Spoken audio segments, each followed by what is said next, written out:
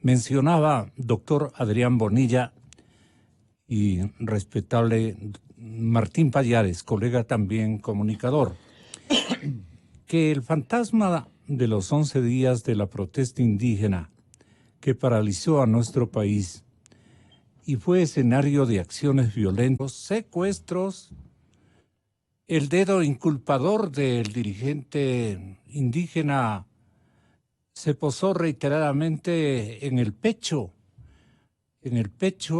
de una manera muy audaz y grosera, en el pecho de el comandante policial que le tenían secuestrado, prácticamente un escenario donde los indígenas eran mayoría. Lo tenían allí secuestrado. Secuestros, retenciones militares que siguen o que seguían en el ambiente.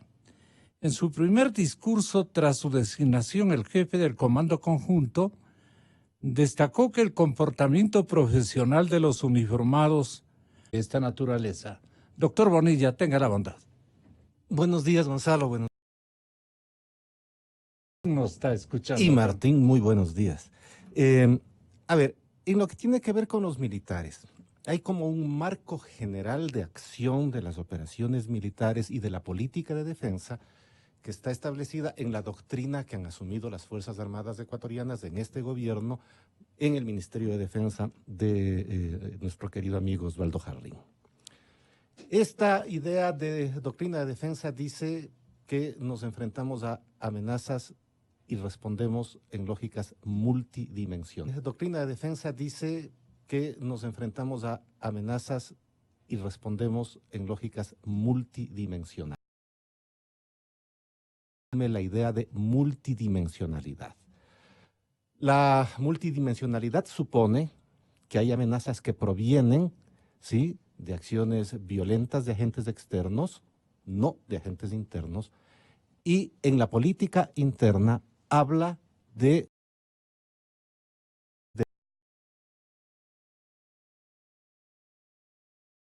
la lógica, por ejemplo, que tiene que ver con desigualdad, con inequidad, con pobreza, como una de las causas de inseguridad de los países que deben ser asumidas por instrumentos que tienen que ver con pobreza, con equidad, con desarrollo. No es lo mismo una amenaza a la estabilidad que viene de la ausencia. Es una institución viva, ¿no es cierto?, que escucha, que hace un seguimiento de lo que ocurre en la sociedad. Y yo creo que ellos, los militares, eran perfectamente conscientes del efecto que en la sociedad causó las escenas que vimos esos días. No es poca cosa, no es poca cosa. Claro. Para ellos, para el prestigio del que siempre se jactan los militares, ¿no es cierto?, el haber visto imágenes donde cientos de militares son secuestrados, unas cuantas decenas logran huir y se van por una quebrada ahí en el sur de Quito, ¿no es cierto?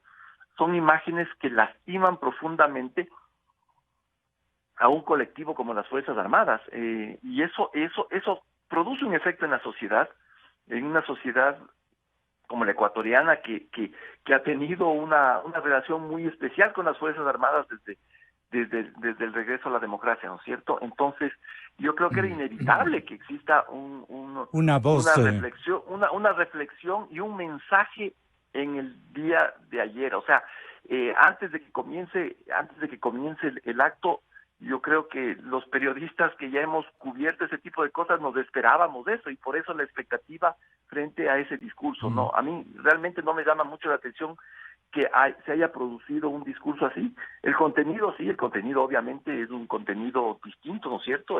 Pero por lo que había ocurrido en octubre. Porque lo que les dice es que no se equivoquen los violentos. Que no se equivoquen los violentos. Que no confundan los grupos criminales asociados con el narcotráfico y la subversión, y que no olviden los corruptos. Allí, ¿a quién regresamos a ver, doctor Matúfar? A ver, seamos honestos, ¿a quién regresa a ver con estas invocaciones? Que no se equivoquen los violentos. que no se confundan los grupos criminales asociados con el narcotráfico y la subversión, y que no olviden los corruptos. Es que me parece que cuando eso lo dice el jefe del Comando Conjunto de las Fuerzas Armadas, todos nos confundimos, porque no debería decirlo. Y ahí yo voy a discrepar con Martín, porque me parece que él dijo algo que puede ser verdad, esas cosas han ocurrido siempre, pero sucede que el actual escenario, el escenario que vivimos en este momento, requiere que no hagamos las cosas como hemos hecho siempre. Y yo creo que aquí hay un bien público a proteger. Y ese bien público es la seguridad de los ciudadanos. Seguro. La seguridad de los ciudadanos y la institucionalidad de la democracia. Estamos captándole bien. Ese es el bien público a proteger. ¿Qué es lo que tenemos por el otro lado? ¿Cuáles son las amenazas? Me parece que ahí también voy a hacer un matiz con algo que dijo Adrián, con lo que no estoy totalmente de acuerdo. Creo que si es que en este momento, desde el Estado, no se precisan con absoluta claridad las amenazas y se cae en una retórica bastante general para evitar y dejar en la impunidad a quienes realmente son responsables de lo que pudo haber ocurrido, corremos el riesgo de que en realidad entremos a un debate que nos va a llevar quizá no muy lejos y que pudiera causar que se repita lo que creo que todos los ecuatorianos buscamos que no se repita. A mí el punto principal, me parece a mí, es determinar con claridad, cuáles fueron los hechos ilegales, cuáles fueron los hechos que tuvieron que ver con un claro golpe de Estado, y en eso yo coincido completamente con lo que dijo Martín hace un momento, para que sea la justicia, en procesos cimentados, siguiendo el debido proceso, los que procesen, los que investiguen y por lo tanto también sancionen a los culpables de esos hechos.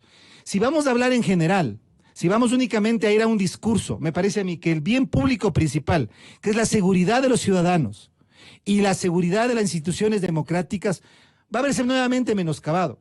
Mire, yo creo que a mí me parece que los discursos de la CONAIE no pueden quedar en la impunidad.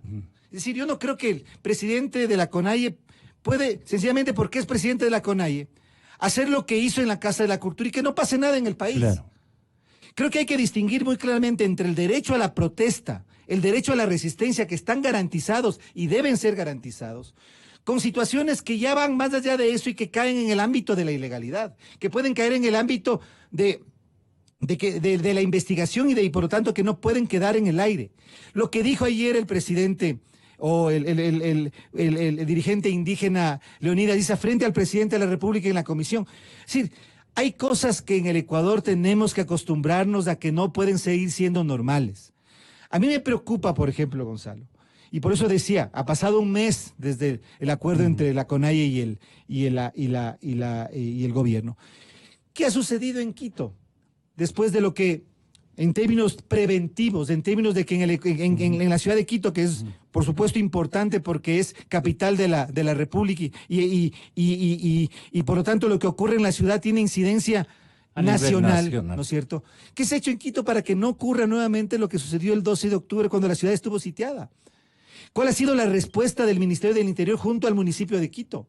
Entonces, me parece que en realidad, teniendo claro cuál es el bien público que tenemos que proteger, tenemos que abandonar los discursos, me parece a mí, generales. No estoy de acuerdo con la idea de que como ocurrió en el pasado hay que hacer las cosas, aunque estén mal, que se hicieron en el pasado, y hay que enfocarnos realmente, me parece que a mí, en tres cosas principales. Creo que tiene que redefinirse la política de defensa y de seguridad. Pondría primero seguridad y defensa.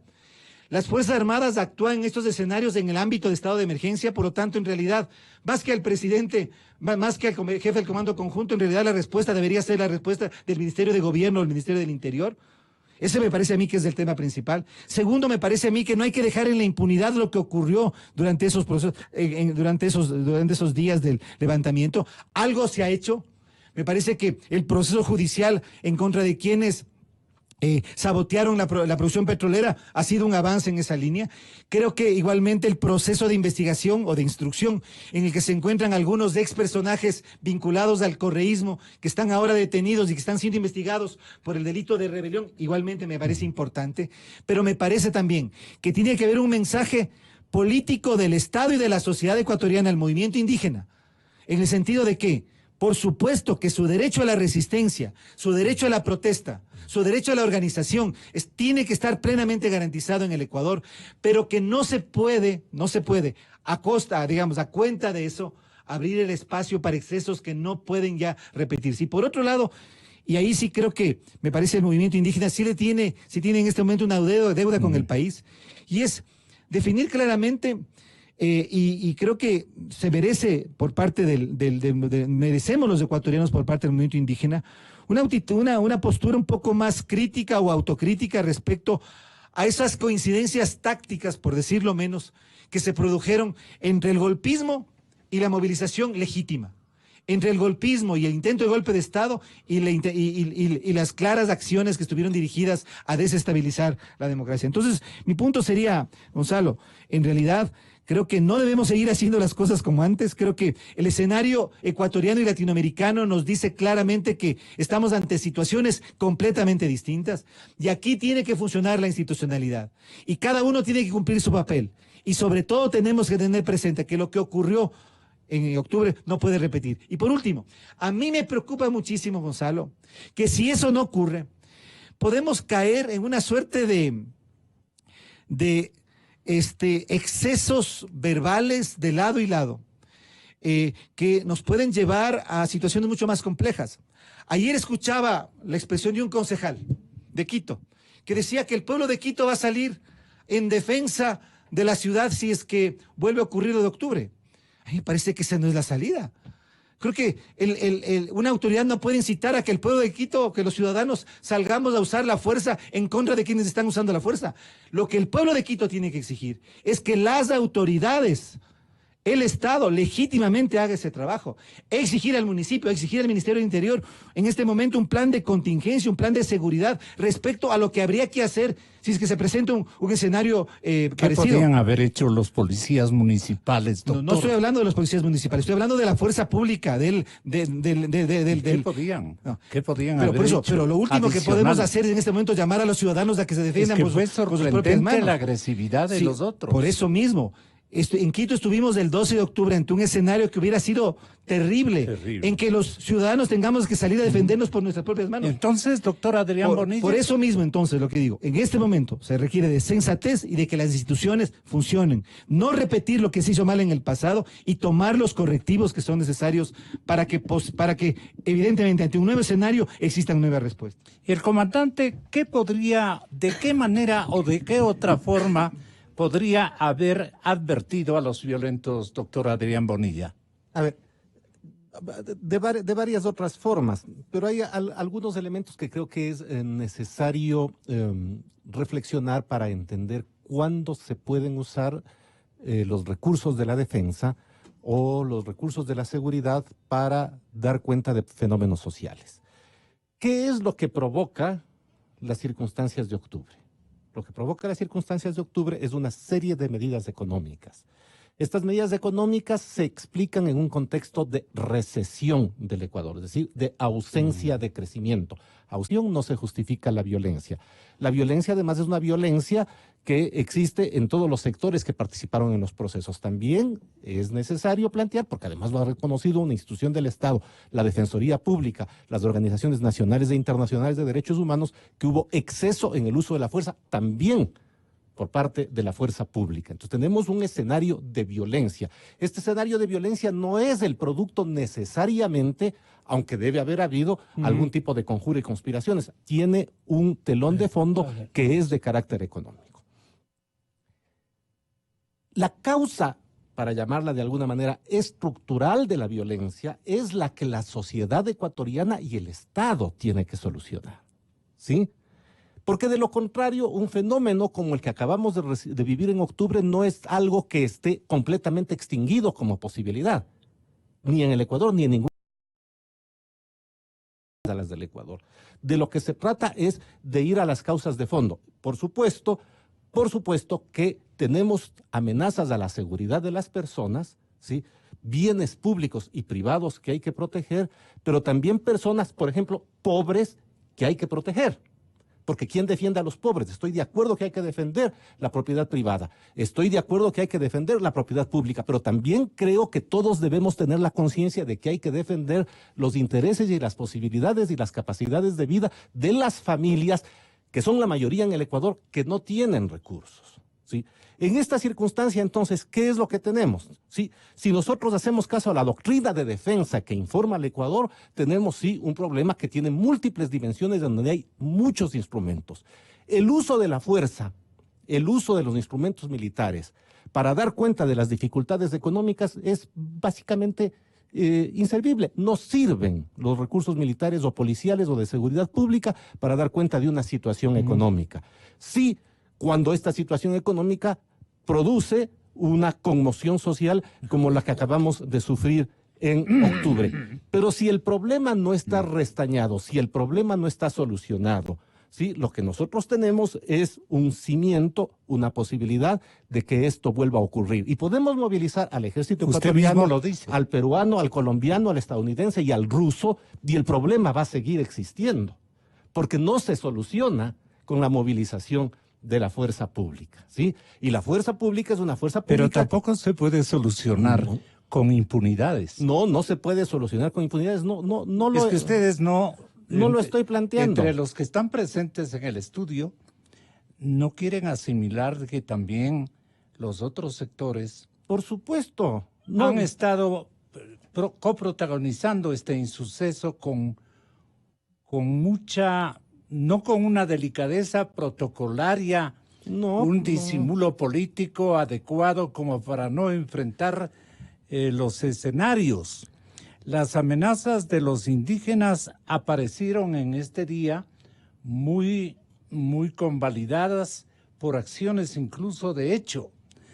¿Usted recuerda la forma como las advertencias de los indígenas a las instituciones militares y al sector gubernamental fueron de estas características?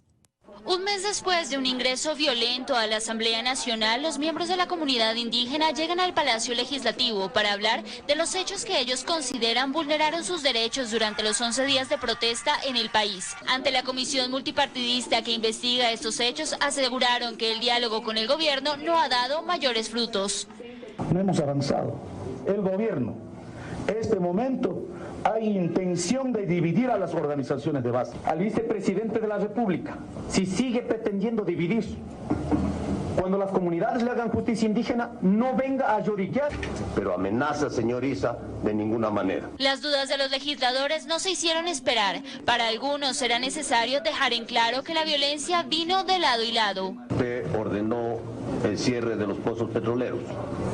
Usted secuestró militares, policías y periodistas. ¿Es cierto que recibieron $300.000 de la Unión Europea una semana antes del levantamiento? Quiero que me demuestren de que yo estaba cerrando las llaves, donde Unión Europea no es de este periodo, viene desde año 2016. Las preguntas continuaron y el ambiente era cada vez más tenso. ¿Quieren hablar de economía? Nos vamos a hablar de economía en el cuarto de aquí atrás. Nuevamente la búsqueda de respuestas recayó en los secuestros, violencia y destrozos. ¿Quién quemó la Contraloría? Resulta que ahora nadie sabe quién quemó la Contraloría. ¿Puede decirnos a los ecuatorianos cuánto costó la movilización? ¿Hubo o no secuestro el día en la Casa de la Cultura, en el Ágora? Mejor los policías creo que pasaron más tranquilo, más sano que en la misma casa. En Quito, Daniela Valencia, 24 horas. Los decires que nosotros hemos editado, no sé si nos sirven para saber realmente qué es lo que ha ocurrido en un litigio bastante duro, bastante complicado, y en el cual no estamos siendo seguramente justos, Martín Pallares, en ubicar las cosas tal como ocurrieron en la cronología correspondiente, sino que ustedes están ejercitando una serie de interpretaciones de connotación tanto política como económica, como tratando de justificar el sinnúmero de actos amenazantes y desproporcionados que exhibieron los jefes indígenas, los líderes indígenas, quiero decir. No sé qué opinas, Martín.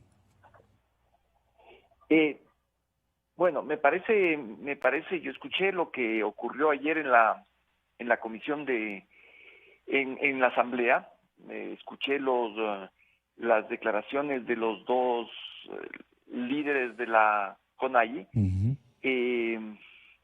Yo no recuerdo haber escuchado declaraciones de dirigentes sociales en este país en un tono tan amenazante y tan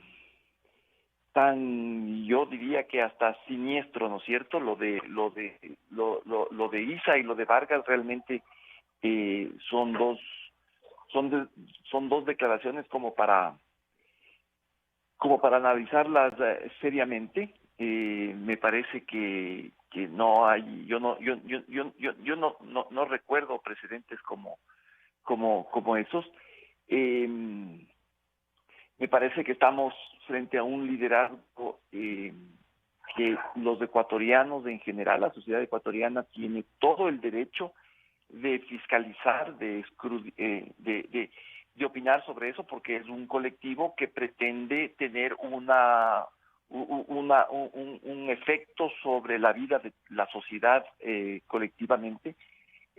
También me sorprende que al interior de la CONAIE no haya ningún proceso de fiscalización ante estos líderes. Es evidente que son líderes que no están interesados en tener una coexistencia dentro de un sistema democrático, constitucional y republicano, o como se quiera llamar, ¿no es cierto? Me parece que ya estamos en un proceso de polarización muy complicada. Entonces, sí, y coincido con César, me parece que estamos llegando a unos estados de polarización que no le convienen al país. Que lo único que puede llegar a esto es a procesos de polarización política que son realmente de miedo, ¿no es cierto? Ya vimos lo que ocurrió en el Brasil. Yo creo que lo menos que podemos esperar en el Ecuador es que nos aparezca un Bolsonaro o líderes que se colocan en los márgenes absolutos, ¿no? A mí, yo la verdad, y ayer lo puse en un tuit, lo que ocurrió ayer en la asamblea con la gente de la CONAIE a mí me recordó incluso por el contenido de las declaraciones, ¿no es cierto?, a lo que ocurría en el Perú en la época de Sendero Luminoso. O sea, esas amenazas frías, esas amenazas ¿cómo se dirá eso? Esas amenazas que llevan dentro un significado, un contenido de aterrador. odiosidad. A mí me pareció muy grave lo que ocurrió ayer en la asamblea, ¿no? Sí, eso, Gonzalo. Sí. ¿Usted qué dice, doctor Montúfar, para sintonizar adecuadamente su pensamiento? Creo que varias cosas me parecen muy importantes. Creo que lo primero, yo quiero insistir, déjele el micrófono. No puede haber impunidad. Creo que eso es un mensaje, es el mensaje que debería existir. Yo creo que más allá de los discursos me refiero a los discursos desde la institucionalidad. Altisonantes o más bien cargados también de subjetividades, creo que debemos quedar y debe haber un consenso en la sociedad ecuatoriana que los hechos de la Contraloría, los hechos que tuvieron que ver con el sabotaje a la producción petrolera, el secuestro a policías, militares y periodistas en el Ágora, lo de Ambato, el sitiamiento de Quito, el intento de golpe de Estado, no puede quedar en la impunidad. Las instituciones tienen que responder, en primer lugar. En segundo lugar, estamos hablando de un problema de seguridad pública que, por supuesto, coincido con Adrián, tiene sus causas sociales, sus causas económicas, Pero eso no quiere decir que, por lo tanto, no tengamos que enfocarnos en esas causas estructurales, pero también en las causas inmediatas. Entonces, la respuesta tiene que ser en diferentes niveles. Y tenemos que pedir esa respuesta y tenemos que exigir esta respuesta. Y por último, Gonzalo, me parece que aquí hay un tema que es fundamental. Y ahí sí voy a discrepar con Adrián. El bien público, cuando yo decía el bien público es la seguridad, la integridad, la vida de los ciudadanos y sus propiedades, no me estaba refiriendo a las familias de los ricos y a las familias de clase media, estaba refiriéndome a todas. Me parece que no cabe la distinción entre las familias de los pobres y los derechos de los ciudadanos. Estamos hablando de todos, aquí no estamos hablando solamente de un grupo. Y creo que, en realidad, esto exige, y sobre todo ahí está el punto, de reacciones institucionales y dentro de la institucionalidad. Por eso es que a mí me parece incorrecto que sea el comandante en jefe, el jefe del comando conjunto, el que haga esta respuesta. Tiene que hacerlo el presidente, tiene que hacerlo el ministro de Defensa. Y tenemos que evitar, Gonzalo, y a mí me parece que eso es fundamental, el que los ciudadanos, que volvamos al escenario que ocurrió en el 12 de octubre de este año, en que los ciudadanos, o muchos ciudadanos, ante la indefensión que sentíamos, exactamente, decidido, ahí interviene el comandante, hayan el jefe del comando conjunto interviene para no decir, para eso están las Fuerzas Armadas. No está para eso, Gonzalo, las Fuerzas Armadas. Las no, Fuerzas Armadas trata de decirnos, pero es que no, para eso estamos nosotros. Tengan ustedes para eso está el Estado ecuatoriano. La seguridad de que nosotros intervendremos el momento en que ya eso es esto incorrecto, raye. Gonzalo. No puede decir eso el jefe del comando conjunto de las Fuerzas Armadas. Si me permite precisar yo lo estoy mi idea. Escuchando. No podemos ¿Por qué no puede decir aquello? No podemos permitirnos un escenario como el del 12 de octubre en el que los ciudadanos se sienten tan indefensos o un grupo de ciudadanos se siente tan indefenso que decide salir a defender su propiedad y su vida por sus propios medios. Eso no podemos permitirnos. Pero es que las consignas del otro lado son gravísimas. Vea lo que dice e instruye Jaime Vargas. ¿Usted qué respuesta le da a Jaime? He mandado este momento, compañeros, este momento como amazónico, compañeros, a cerrar todas las llaves del petróleo, compañeros. Todas las llaves del petróleo, carajo. No cumplan esas órdenes de ese señor traidor, mentiroso, ladrón, que se han unido entre ladrones con Jaime Nebot, con Lazo, carajo. Únanse al pueblo, señores de la Fuerza Armada, señor comandante de las Fuerzas Armadas. Quítanle apoyo a ese patojo de mierda. Por esas palabras del señor Vargas debería ser investigado judicialmente y posiblemente procesado y llevado a la cárcel, por esas palabras. Pero eso no quiere decir, Gonzalo, que desde el lado de la institucionalidad vamos a caer en excesos contrarios.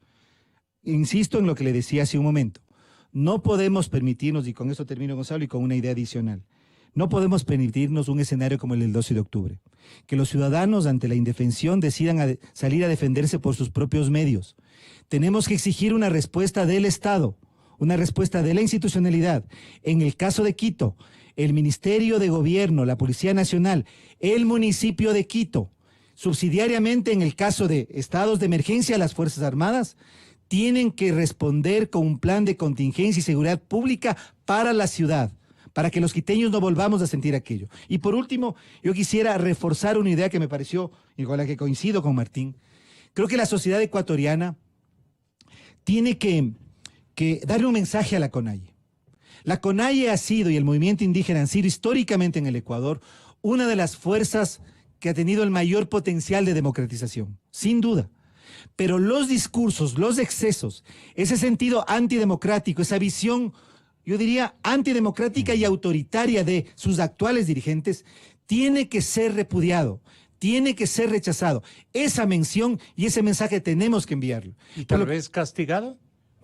Acabo de decir, Gonzalo, los dichos en exceso, las acciones en exceso, sus coincidencias tácticas con el golpismo tienen que ser investigadas y por lo tanto sancionadas si es que hubiera culpabilidad. En vez de golpismo, ¿no le queda mejor decir el correísmo? El golpismo, yo he dicho el golpismo correísta desde el inicio, Gonzalo, no me estoy refiriendo a otra cosa.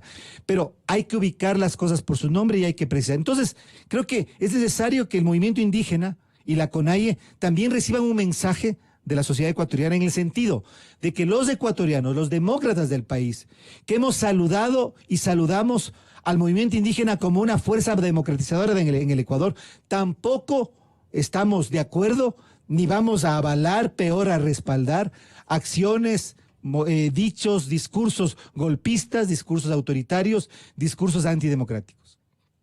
Usted tiene la palabra, doctor Adrián Bonilla. A ver, lo que nosotros, los más violentos, en eso coincidimos todos. ¿Cuáles son los instrumentos? Lo que yo simplemente digo es que hay distintas clases de instrumentos. Unos de ellos son los que tienen que ver con el tema de la impunidad, de la legalidad, de la movilización de la fuerza pública, pero no son suficientes porque van a la parte superficial, al epifenómeno, y de lo que se trata es de neutralizar el riesgo que viene en este caso del escenario económico.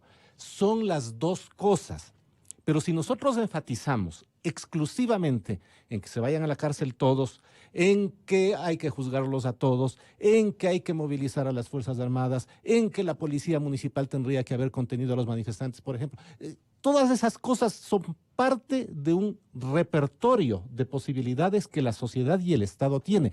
Pero solo esas, solo las que tienen que ver con la contención física y el uso de la fuerza, no son suficientes para evitar que se repitan los acontecimientos de octubre.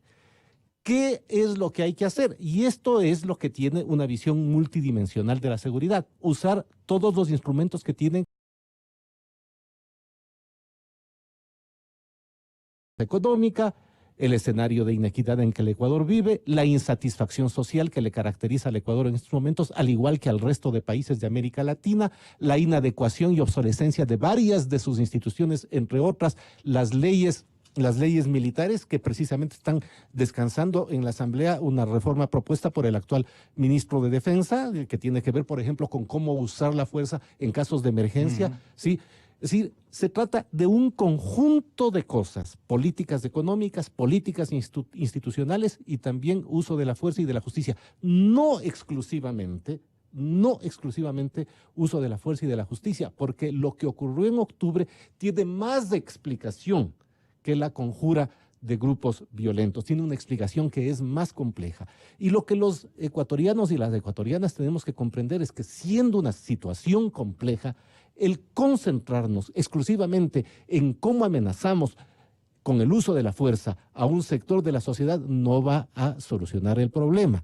Y en esa misma circunstancia, si de lo que se requiere es, y creo que se requiere, fortalecer las instituciones del Estado, la política no es un campo de acción de los militares. Por eso es que pronunciamientos políticos, ¿sí?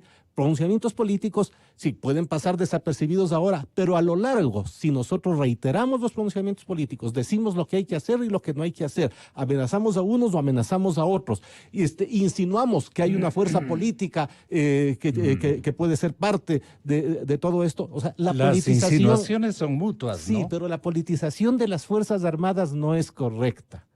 La politización de las Fuerzas Armadas no es correcta. De los sectores indígenas. Esa es inevitable, como es inevitable la politización de los empresarios también. Eso está muy bien, porque son población civil. Los empresarios hacen política, está muy bien, es legítimo. Los indígenas también es legítimo. Las posiciones los partidos arbitrarias también, no de las Fuerzas Armadas. Árbitros de nuestro destino. ¿Qué supone eso?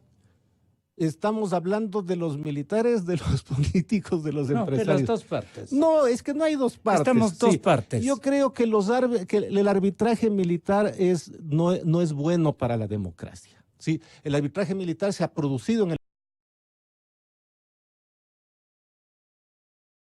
militar en el Ecuador. No es bueno para la democracia. Lo que es bueno para la democracia es que los militares sean institución y que respondan a las responsabilidades que vienen del poder civil. Si la política que enunció ayer el jefe del Comando Conjunto es la política del gobierno, eso tiene que hacerlo el gobierno. Y perdone, la advertencia de las Fuerzas Armadas, ¿cuán pecaminosa es en el orden constitucional? es muy pecaminosa en el orden constitucional. Esa advertencia pudo haberla hecho perfectamente el presidente de la República, la ministra de Gobierno, el ministro de Defensa y decir, sí, si es que tenemos esto, las Fuerzas Armadas serán usadas, pero eso le corresponde al poder civil, al que en democracia la fuerza militar se subordina. ¿Cuán conveniente era este inserto que voy a hacer escuchar a nuestra audiencia y que quiero que Martín Pallares y el doctor César Montúfar tengan la bondad de interpretarlo en definitiva? Ha pasado casi un mes desde su designación, pero es el primer discurso en calidad de jefe del Comando Conjunto de las Fuerzas Armadas. Luis Lara Jaramillo llega con la advertencia de que no va a subestimar a los violentos. Que no se equivoquen los violentos, que no confundan los grupos criminales asociados con el narcotráfico y la subversión, que no olviden parte sustancial de la historia más gloriosa de la patria, no lo van a permitir. Que se repitan azonadas que atenten contra la paz del Ecuador y la seguridad de sus ciudadanos. Y esto en referencia directa a los grupos que generaron el caos en el país durante las protestas de octubre. El Comando Conjunto se adelanta a posibles amenazas. No podemos, no debemos pasar por alto esta demostración de fuerza de grupos internos y transnacionales que quieren imponer un modelo que atenta contra los principios democráticos básicos. Tras su intervención, el presidente de la República, Lenín Moreno, nuevamente hizo público su respaldo a las acciones de Fuerzas Armadas en el propósito de frenar el avance de los violentos. Al querido amigo y ministro Osvaldo Jarrín, su aporte patriótico, profesional, humanista fue determinante para la defensa de la democracia y la institucionalidad de la patria. Ecuador sufrió la violencia, ya lo dijo el comandante, de delincuentes disfrazados de manifestantes que violentaron varios derechos fundamentales. ¿Fueron delincuentes los manifestantes, doctor Montúfar? No, los manifestantes no fueron delincuentes, pero estuvieron infiltrados por delincuentes. Eso hay que decirlo con claridad. Mire, Gonzalo, yo quiero... Me parece complicado que, el tema. No es complicado, por eso es que para me usted parece, es clarísimo. Para mí es muy claro. Yo quisiera, estando de acuerdo con el enfoque general que acaba de expresar Adrián, pero yo quiero hacer un matiz que quizás nos puede llevar a una diferencia.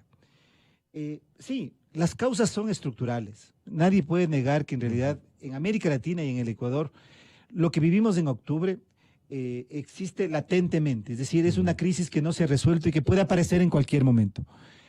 Y esas crisis estructurales tienen que ser atacadas. Pero no podemos olvidarnos del problema en lo específico, y me parece que eso sí es muy importante. Cuando yo hablo de impunidad, de que no puede haber impunidad, me estoy refiriendo a todo. Hay algo de lo que se habla muy poco, porque realmente... Pero dejemos en claro, las inequidades hay que extirparlas de la sociedad ecuatoriana. Sí, pero en realidad eso no quiere decir que solo tiene que haber un tratamiento a lo social o a lo económico, cuando en realidad hubo grupos golpistas, delincuenciales, asociados al correísmo, que intentaron desestabilizar la democracia, sin duda. Entonces tiene que haber esa. Y eso también tiene que ser denunciado por la dirigencia indígena. Eso también tiene que ser destacado y tienen que haber las diferenciaciones correspondientes. Pero mi punto va al siguiente, Gonzalo. Lo que vimos en realidad, y eso es lo que nos preocupa, es que el Estado no tuvo capacidad de acción. Que el problema creció al punto de que finalmente llegamos a situaciones en que Quito estuvo sitiado, en que llegamos al extremo, y yo creo que esto no podemos permitirnos ni siquiera pensar que puede ocurrir. Decíamos hace un momento que ciudadanos decidieron salir a defenderse con sus propios medios. Y ahora se han armado incluso para un segundo episodio. Eso no es el escenario que tenemos, eso es muy grave. Y eso pasa porque fracasó el Estado en cumplir con uno de sus mandatos principales, es garantizar el derecho a la seguridad, a la vida, a la integridad de las personas. Pero al mismo tiempo, Gonzalo, y esto es importante y lo dijo Adrián, porque también hay que decirlo, los manifestantes, las organizaciones algunas organizaciones de derechos humanos hablan en cambio de que hubo una desproporción en el uso de la fuerza. Eso también tiene que ser investigado, Gonzalo. Es decir, hay la denuncia de que en algunas circunstancias a la policía, o incluso a los militares, pero sobre todo a la policía, vamos a decirlo de esta manera, se les fue la mano, usaron de manera desproporcionada la violencia legítima del Estado. Eso también tiene que ser Si investigado. nuestro productor de televisión digital, solamente Tito, nos podría poner las tomas de ese día que tenemos en abundancia en archivo, que debemos tener en abundancia en archivo, nos haría un enorme aporte este mismo instante. Exactamente, Gonzalo. Porque Entonces, usted dice que no fue grave el no, asunto. no estoy diciendo eso. Por el Gonzalo. contrario. Estoy diciendo que también hay denuncias de que hubo desproporción en el uso de la fuerza legítima del Estado. Y lo que estoy diciendo es que eso también tiene que ser investigado, porque estaríamos en el peor de los escenarios. No solamente que el Estado no cumplió... Pero desproporción a favor de quién o en contra de quién. En contra de los manifestantes. Entonces, porque estaríamos, Gonzalo, en el peor de los escenarios. Un uso incorrecto, inadecuado, ineficiente de la fuerza. ¿Cómo queman los edificios? Exactamente, Gonzalo. Entonces, estamos frente a un problema mucho más complejo. Por lo tanto, Gonzalo, a lo que voy es a que no debe haber impunidad, tiene que haber una respuesta institucional. El Estado tiene la obligación de usar legítimamente la fuerza para proteger la vida, la integridad de los ciudadanos. Compañero Martín Pallares. En actos ilegales tienen que ser investigados y sancionados. Martín. No, yo coincido plenamente con César. Yo sí creo que hubo momentos en que hubo un manifestantes de eso, pues de forma clara en las imágenes, en los videos que circularon esos días en los medios, en las redes sociales, ¿no es cierto? Me parece que esos hechos deben ser investigados. Yo creo que, por ejemplo, la torpeza en el ataque a los campus universitarios en la noche me parece que fue el viernes aquel, ya no me acuerdo exactamente, debe ser investigado. Yo incluso me pregunto si ahí no hubo un acto de sabotaje, porque el tema del diálogo ya caminaba bien, y yo me pregunto si hubo fuerzas interesadas en sabotear, en minar la posibilidad del diálogo que ya estaba cuajando y que a partir de ahí dejó de cuajar. Por eso creo que es importante investigar esos hechos, no solo por la forma atentatoria a los derechos humanos que eso supone, sino porque quizás pudo haber habido atrás ciertos intereses por sabotear cualquier forma de diálogo. Y yo coincido también con Adrián en el sentido de que aquí hay muchos factores que no todos se pueden reducir al tema de la seguridad. Y por eso a mí me llama tanto la atención, y por eso a mí me parece que es muy criticable la actitud también de la dirigencia de la CONAIE, que no quiso escuchar, y lo dijo públicamente, que no estaba interesado en ninguna forma de negociación sobre medidas compensatorias, ¿no es cierto? Aquí era los combustibles o nada. Entonces, que debe ser examinada, ¿no es cierto? ¿Por qué no buscar fórmulas de compensación económica que yo creo que incluso el gobierno también pecó de no haber sido claro en esas cosas? Creo que aquí hay un tema social que tiene que ser respondido de alguna forma, ¿no es cierto? Yo no vi voluntad en la gente de la CONAIE, en la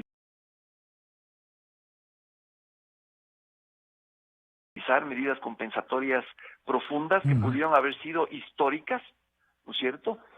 Con la cantidad de dinero que se podía haber recaudado eliminando el subsidio a las gasolinas, se pudo haber hecho un fondo económico de unas proporciones jamás vistas en la historia del país para beneficio de los sectores más pobres. Eso no se quiso discutir, y todas esas negativas también fueron parte de la violencia que terminó desatándose. ¿Los reparos podrían convalidar la paz nacional, doctor Bonilla? O sea, creo que ese es el propósito que todos buscamos. Y en la búsqueda de ese propósito sí tenemos nosotros que ser cuidadosos todos. El discurso y las declaraciones del presidente de la CONAIE ayer en el Parlamento francamente no ayudan. Por ejemplo, una persona que ostenta la representación de la CONAIE tiene que ser cuidadoso, no puede hablar en lenguaje coloquial y decir cualquier cosa que se le ocurra, porque simplemente lo de ayer no es justificable. Por ejemplo, no abona a la paz. La paz se construye colectivamente la paz se construye en una sociedad como esta, teniendo cuidado del tipo de medidas económicas que salen, de las lógicas de compensación que tienen que acompañar a aquellas que están destinadas a reducir el déficit fiscal. Tiene que haber un diálogo que abarque a todos los sectores, Está muy bien que se dialogue con los empresarios. Porque representantes de varios sectores productivos evaluaron los pros y los las reformas económicas. En el proyecto de reformas económicas que se debate en la Asamblea Nacional, los sectores productivos ven una de cal y una de arena.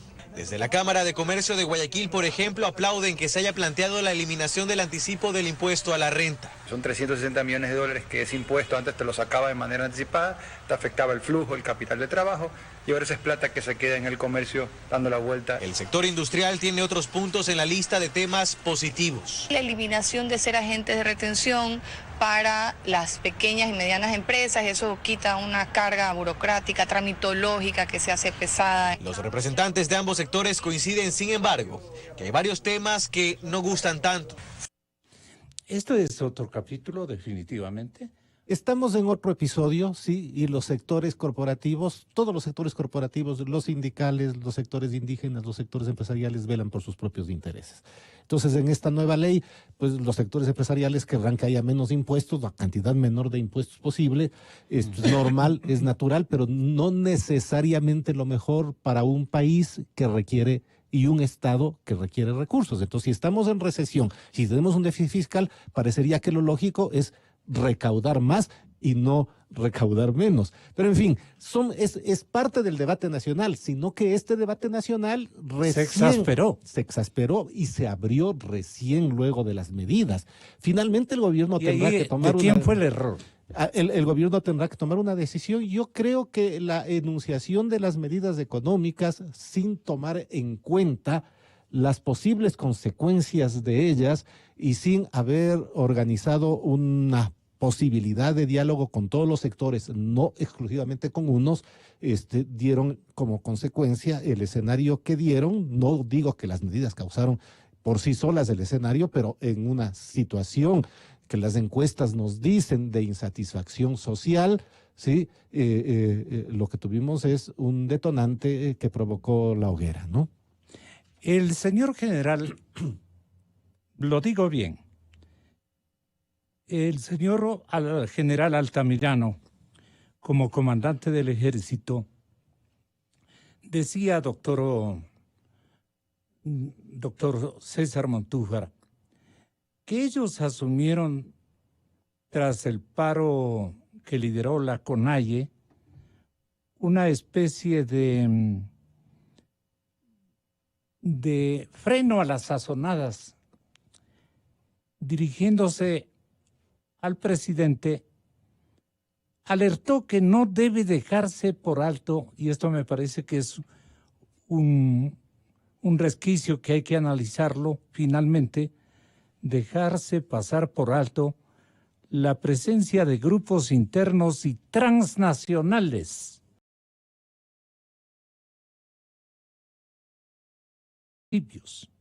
Mientras que entrevista con Diario El Universo, Arnaud Peral, quien actuó como mediador en el mes de octubre, señaló que si bien el escenario actual es más favorable en la paz nacional y el entendimiento entre los dos segmentos de nuestra población, porque tampoco nosotros nos vamos a hacer a las consignas del 7%, dicen algunos que calculan quiénes son realmente los que pesan en la dimensión nacional. Este momento pesaron más los insurgentes, pesaron más los policías, los miembros de las Fuerzas Armadas o los políticos. A ver, Gonzalo, y yo creo que algo que me parece también en el que coincidimos todos quienes estamos en esta mesa, y creo que la mayoría de ecuatorianos preocupados, es que en realidad las causas y la situación de octubre sigue latente. Por lo tanto, en cualquier momento podría repetirse. Creo que en eso estamos todos claros. ¿Usted está de acuerdo de que eso podría absolutamente volver? Y por eso comencé en esta conversación. ¿Cómo evitamos eso, doctor? Diciendo que ha pasado un mes y todavía los resultados de lo que debió haber ocurrido son demasiado incipientes. Hay varias cosas que se pueden hacer, pero yo quisiera en este momento hacer un llamado, hacernos un llamado quizá, y hablo en primera persona, un poco más a la sensatez. Yo creo que en momentos en que el país está en riesgo, en que todos estamos en riesgo, en que todos coincidimos en que esto no debe repetirse, a un llamado a un fortalecimiento institucional. ¿Qué es lo más peligroso en estas circunstancias de extrema polarización, Gonzalo? ¿Qué es lo más peligroso? Y es lo más fácil, además. Perdone, pero es el 93% frente al 7%. Es que no es así la diferencia. Exactamente, es que no es la diferencia. Quiero que tenga la bondad. Porque no es un problema numérico. Ya. No es un problema numérico. Matemático. Es un problema de visión de país. Y en esa visión de país creo que todos coincidiremos, o muchos coincidiremos, de que el Ecuador busca por afianzar una democracia que respete los derechos de todos, de lucha racial. Yo le di trazo de lucha racial. Esa polarización no existe, dice César Matute. No. Estoy diciendo que aquí tenemos que pensar no en... ¿Estamos o no en lucha de clases?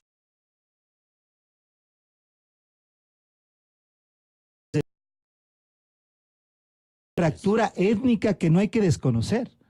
Un país en el que ha habido, digamos, una situación de discriminación, una situación de abandono, de desigualdad.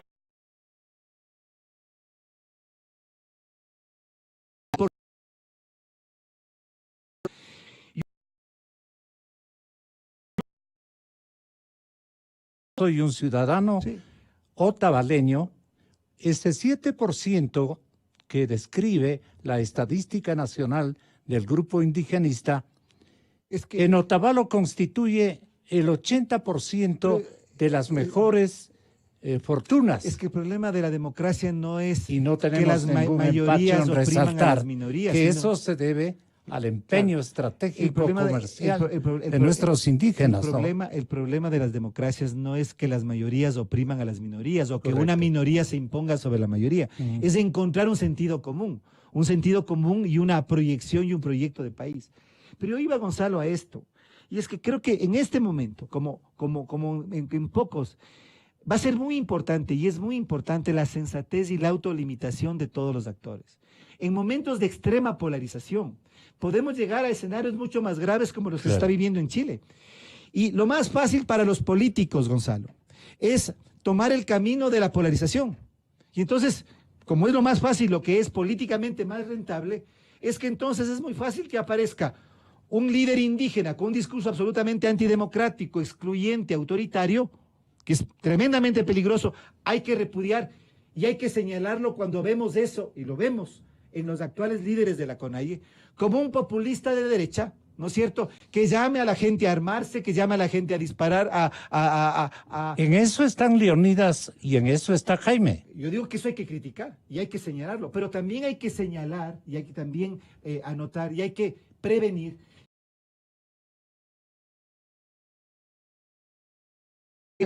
Que haga gala de discriminación, de racismo, de violencia, porque ese es el otro polo. Claro. Entonces, por eso es que me parece a mí que en este momento la autolimitación, la sensatez, un discurso de institucionalidad es el que nos conviene a todos, el que le conviene al país. Y por eso es que me parece que el debate tiene que ser dentro de ese ámbito, como hemos tenido en este espacio, que es un espacio ejemplar en términos de provocar una... De que accede todos. Exactamente. Entonces, creo que tenemos que estar muy conscientes. Creo que el peligro es que la polarización nos gane y que la sensatez en medio de esa polarización, el discurso de una reinstitucionalización o fortalecimiento de la institucionalidad de la democracia termine perdiendo, porque ahí perdemos todos. Tú terminas, Martín, si eres tan amable. Ya cortó. Entonces, Adrián. Bueno, para que equilibremos las cosas. No hacer exactamente el mismo llamado, ¿no? Y esta es la capacidad que la democracia puede tener si es bien ejercida. Esto significa tener instituciones fuertes, esto significa tener tolerancia, esto significa admitir la existencia legítima del otro, del adversario político. Esto implica el debatir tesis e ideas entre adversarios, pero no entre enemigos, y supone en el proceso de toma de decisiones pensar en el conjunto de la sociedad.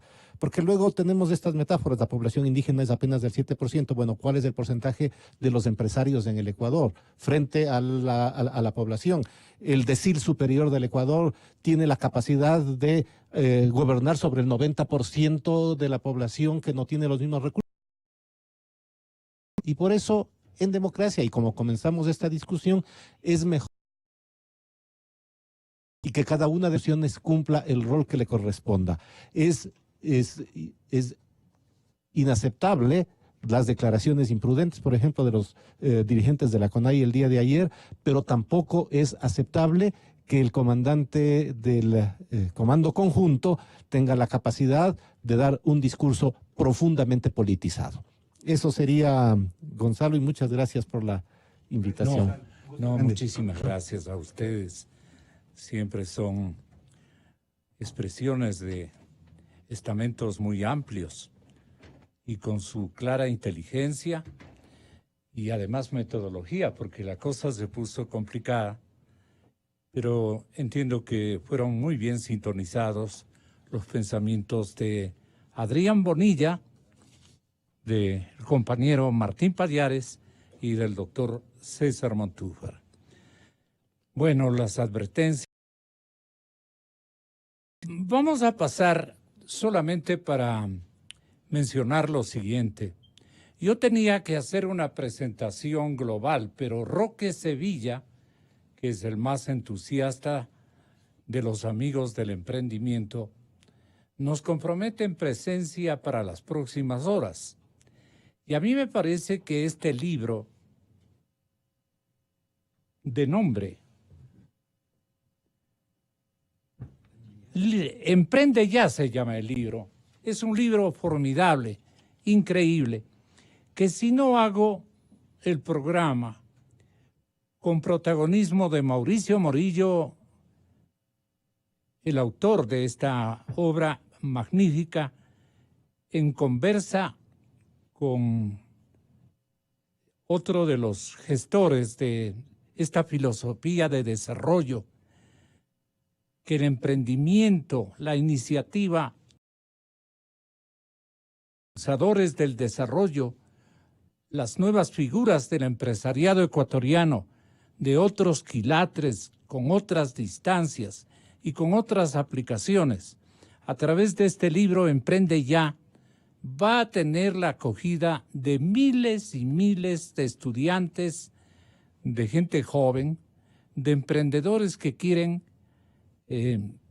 contar con ideas más evolutivas, totalmente cambiadas, con experiencias exógenas e internas. Y esto lo vamos a hacer exclusivamente, no con Mauricio Morillo nomás, sino también con Roque Sevilla.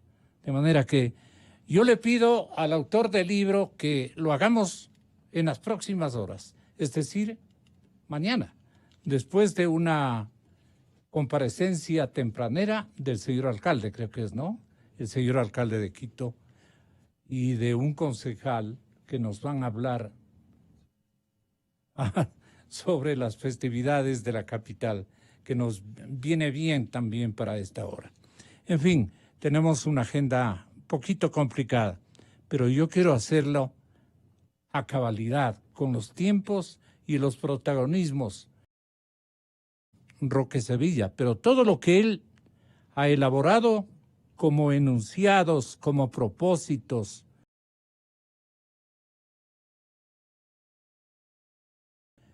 Willy News, que es el autor y fundador de esta empresa Aprende Ya, Aprende y Emprende, porque estamos en esa dualidad y significativa e importante. Nos quedamos entonces para las próximas horas. Ahora vamos a solicitar la comparecencia de Walter Spurrier, de Alberto Dají, ex vicepresidente constitucional de la República, y del señor economista don Fernando Mosquera, porque lo de la ley de economía tenemos que tratarla. El proyecto la han calificado de fanesca, pero es una fanesca, como siempre, muy apetitosa. La fanesca es gigante, es hermosa, y Fernando Mosquera, Alberto Dají, Walter Spurrier la van a analizar, porque son las iniciativas que nos convocan a aglutinarnos en torno a una nueva característica en la producción nacional. Estamos en el mismo andarivel, Emprende Ya y la Ley de Economía, el proyecto que le llaman Fanesca por la variedad de productos que encierra. Aspiro que sea eso. Bueno, tenga la bondad, nos vamos con nuestros anunciantes. Calidad, innovación, completamente democracia. Inicio de espacio promocional y publicitario. Experiencia y tecnología al cuidado de sus ojos. Clínica Santa Lucía, con el nuevo femtoláser y su técnica Smile. Lo último para cirugía 100% láser y sin cuchillas. Para la corrección de la miopía, astigmatismo, hipermetropía, presbicia y otros problemas de la visión. Clínica Santa Lucía.